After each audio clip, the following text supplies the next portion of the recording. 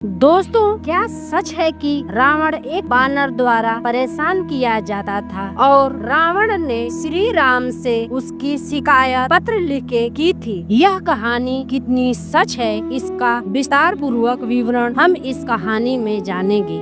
दोस्तों, रावण उस बानर से बहुत परेशान हो गया था। उसने श्री राम को एक पत्र लिखकर कहा कि तुम्हारे यहाँ का बानर रात्रि में आकर मेरी शिव पूजा में विघ्न डालता है। रावण लंका का राजा और शिव भक्त था। वह प्रतिदिन शिव की पूजा करता। एक दिन रावण की शिव पूजा में एक बानर बाधा डालने लगा। वह रात्रि में आता और पूजा में विघ्न डालता। रावण इस पर बानर से बहुत परेशान हो गया। उसने श्री राम को पत्र लिखकर इस समस्या की शिकायत की। रावण ने श्री राम से उस बानर के उत्पात को बंद करने का अनुरोध किया। माना जाता है कि रावण का यह भ्रम था कि यह बानर श्री राम का भेजा हुआ है। जब शाम के बाद युद्ध समाप्त हो जाता है तो फिर यह उपद्रव क्यों? यह तो युद्ध के नियम के विरुद्ध है। कृपया इस बानर के उत्पात को बंद करवाइए। दोस्तों, वीडियो आरंभ करने से पहले हमारे चैनल धार्मिक दर्शन टो को सब्सक्राइब करें,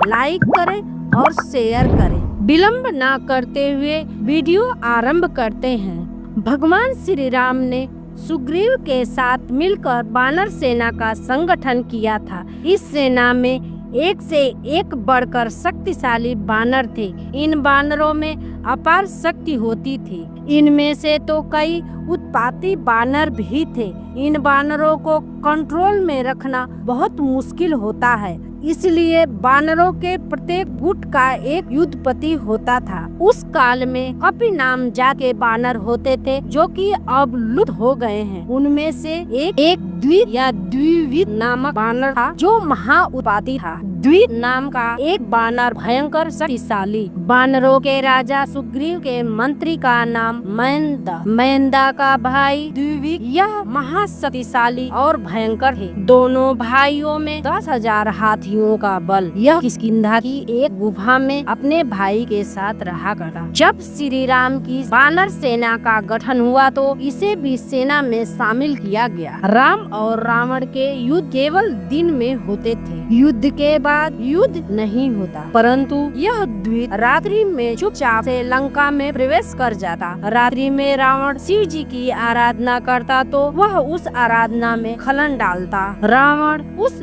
द्वित से बहुत परेशान हो गया तो उसने श्री राम जी को एक पत्र लिखकर कहा कि तुम्हारे यहाँ का बानर रात्रि में आकर मेरी शिव पूजा में विघ्न डालता है। जब शाम के बाद युद्ध समाप्त हो जाता है तो फिर यह उपद्रव क्यों? यह तो युद्ध के नियम के विरुद्ध है। कृपया इस बानर के उपद्रव को बंद करवाएं। रावण का लिखा हुआ यह पत्र पढ़कर श्री राम ने सुग्रीव को कहा कि पता करो कि वह बानर कौन है। फिर श्री राम जी आंख बंद करते हैं तो उन्हें सब पता चल जाता है कि द्वित नामक बानर ने उपद्रव किया है। श्री राम ने उस बानर को बुलाकर समझाया कि अब रात्रि में लंका नहीं जाना और उपद्रव नहीं करना, लेकिन वह बानर द्वित माना ही नहीं। उसने दोबारा लंका में गया और रावण की शिव आराधना में विघ्न डाला।